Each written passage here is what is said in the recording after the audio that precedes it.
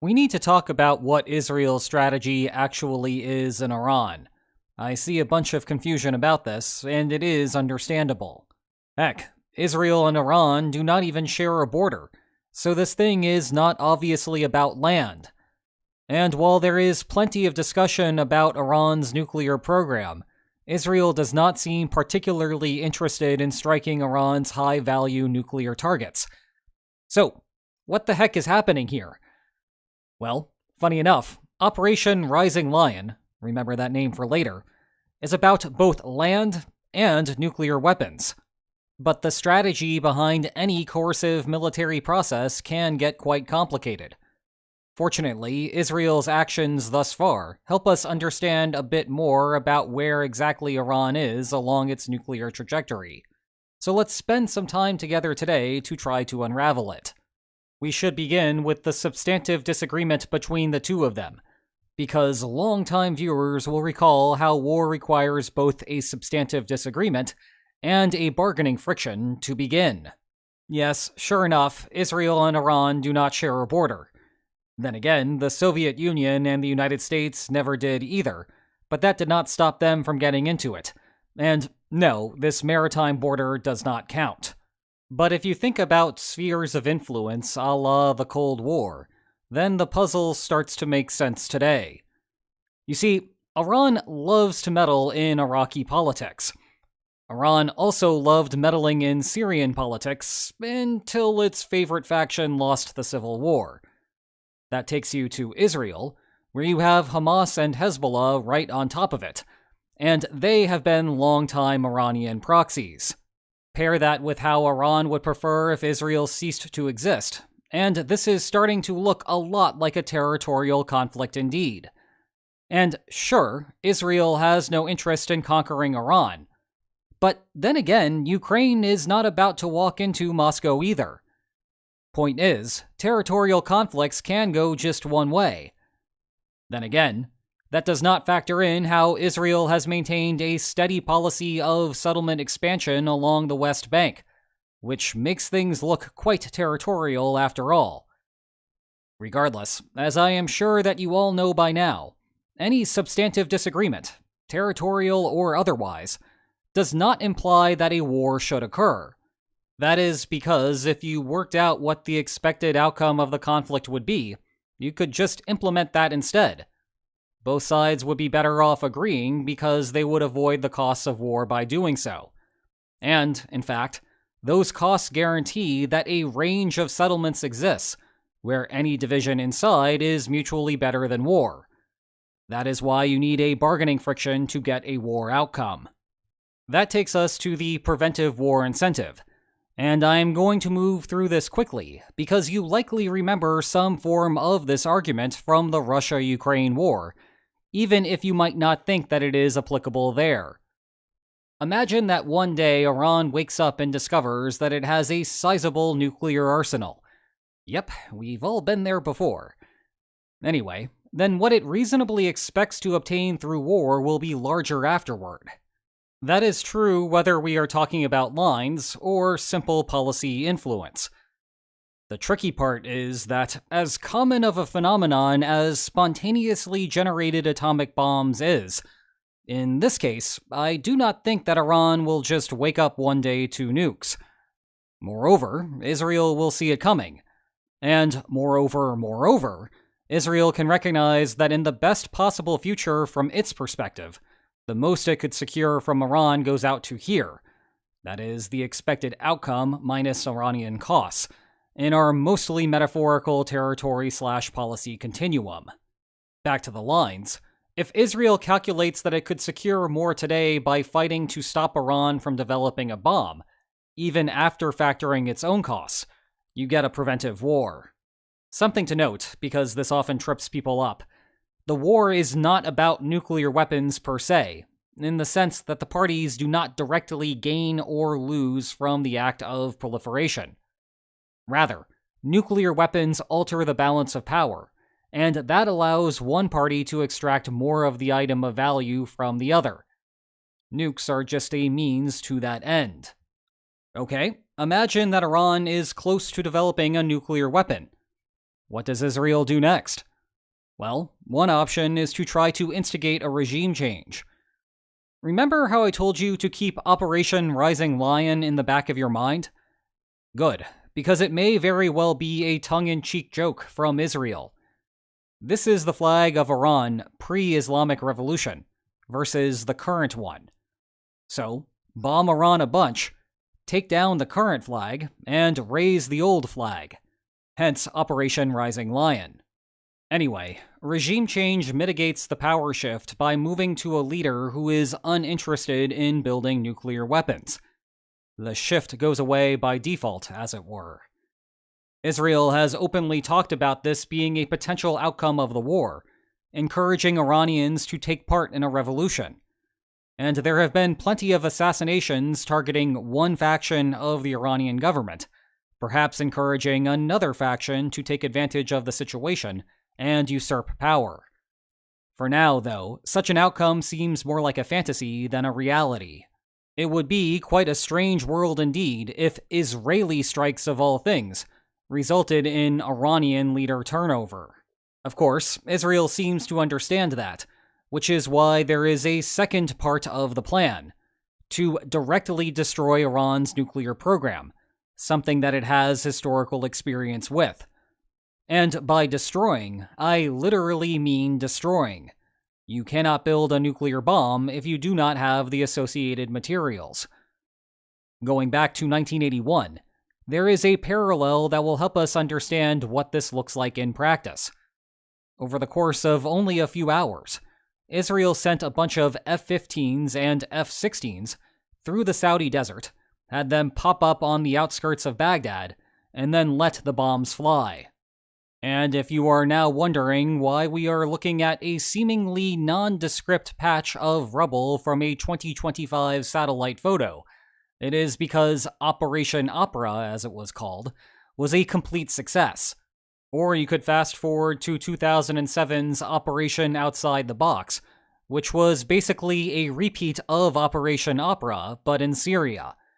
That also rendered the target irrelevant, as this before and after picture shows. However, today's air war is nothing of the sort. Against both Iraq and Syria, Israel flew into the countries, dropped some bombs, and then called it a day. Right now, in contrast, we are seeing sustained operations, without any clear indication of an end point. So what gives?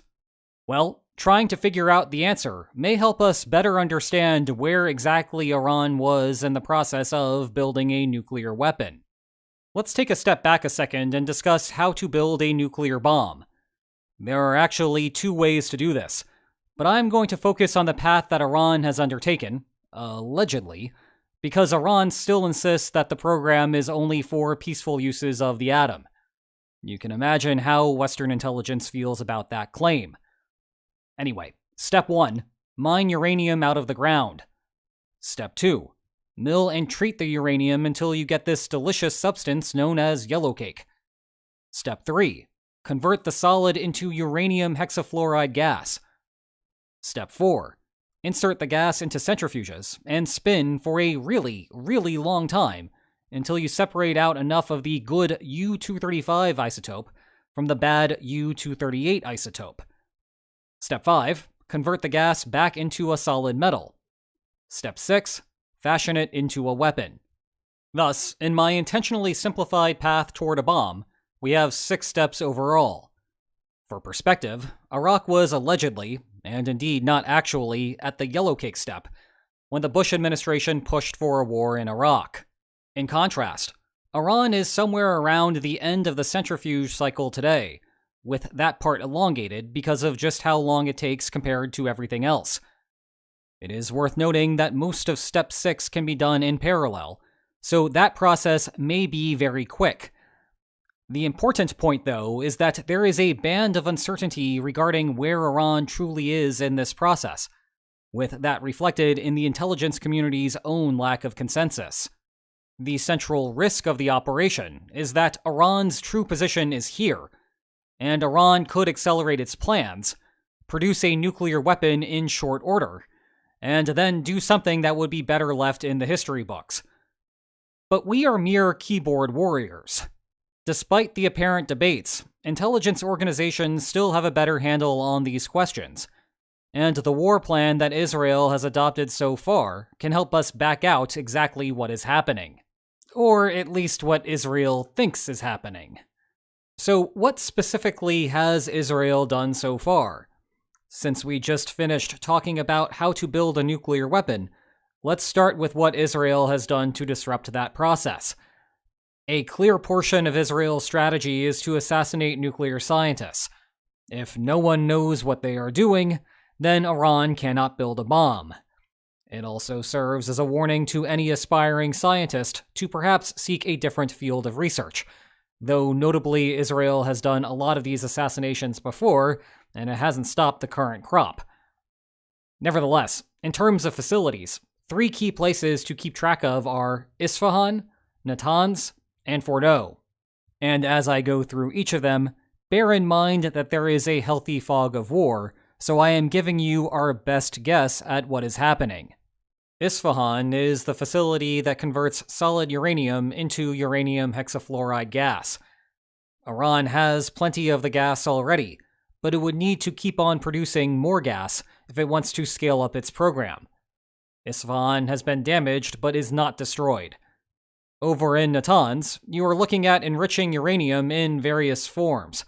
And I really need to zoom in here because this one is complicated.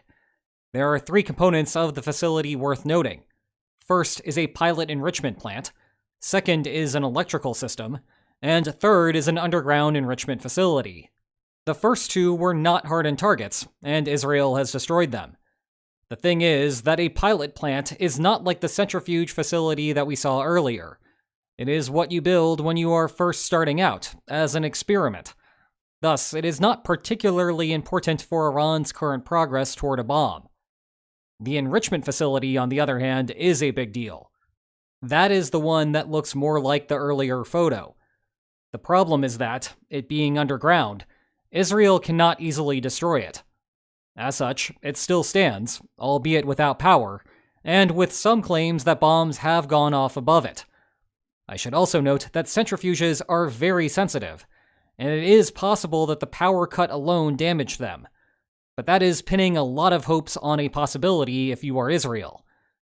Consequently, Israel likely has a lot more work to do at that site if it really wanted to kill Iran's program.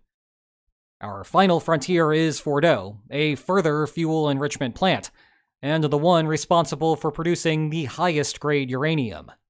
Note that it is almost entirely under a mountain, making it the most hardened target. More on that in a moment. Israel, it seems, has let that one stand pat, which is somewhat odd given that Iran would presumably produce the final weapon fuel there. In the meantime, Israel has prioritized establishing air superiority over Iran, finding its air defense units like Soviet-era S-300s, and blowing them up. Sprinkle in some targeted assassinations of high-ranking military officials, and a few parts of the energy industry, and the operation looks more like a standard counterforce attack with a touch of counter-value targeting. Indeed, if you had no idea that Iran had nuclear facilities producing enriched uranium at levels unsuitable for scientific use, but consistent with the production of nuclear weapons, then you might think that nothing is out of the ordinary. Just a war, par for the course. No puzzle to be had. Well, now we can put the puzzle back together. The key is that Israel apparently believes that Iran is here, and not here, or here. Remember the strikes on Iraq and Syria? Those countries were using a different method to develop nuclear weapons, but the rough equivalent on this chart puts them here-ish. In other words, previously, Israel could make a targeted strike and destroy each of the programs before they really got off the ground. Thus, the order of the day was to come up with the simplest possible operations and focus on executing them to perfection. Cheap, efficient, and effective. In contrast, no such option is available against Iran today. That ship sailed when the program ballooned to so many different sites. Meanwhile, if Iran were all the way over here, then Israel would have no choice but to go for the facilities immediately, even if it meant high casualties. Based on Israel's actions thus far, though, it appears that Israel is betting that Iran falls somewhere in the middle range, not all the way on the extreme. Tehran has not advanced far enough that it can sprint to a nuclear weapon and immediately force Israel to submit. In turn, Israel is spending so much time on destroying those Soviet-era air defenses to guarantee that when the time comes, it can properly pile on the damage to both Natanz and Fordow. And, in the meantime, Israel is heavily banking on the Iron Dome system to limit Iran's power to strike back. A couple of points here. 1. It is not obvious how Israel would actually destroy facilities so far underground. Maybe the IDF has a capacity that we are not aware of. Maybe the plan is to do so much damage to the exteriors that the nuclear operation becomes infeasible for a long period of time. Maybe the plan is a commando raid, which would explain why Israel would really want to make sure that it is in control of the situation before putting boots on the ground. Or maybe the plan is to convince the United States to join the war, or at least donate more weapons, because US bunker-busting bombs could do the trick. Adding fuel to that fire, the White House released this sizzle reel of Trump's trip to the G7 meeting in Canada, only for the president to leave a day early and head back to the Situation Room, lending credence to the theory that the United States may be joining. But that ties into the second point. Iran will always retain the knowledge and broad technical capacity to start again. Thus, at some level, Israel's game plan needs to convince Iran that going down this road once more would be a very bad idea. Perhaps that is what the counter-value targeting is for. But Israel is still a long way from achieving this war's objectives. Got a question about what is happening with the war? Leave it in the comments, and I might answer it in an upcoming Q&A video over on Lines on Maps Extra.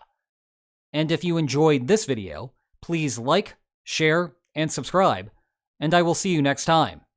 Take care.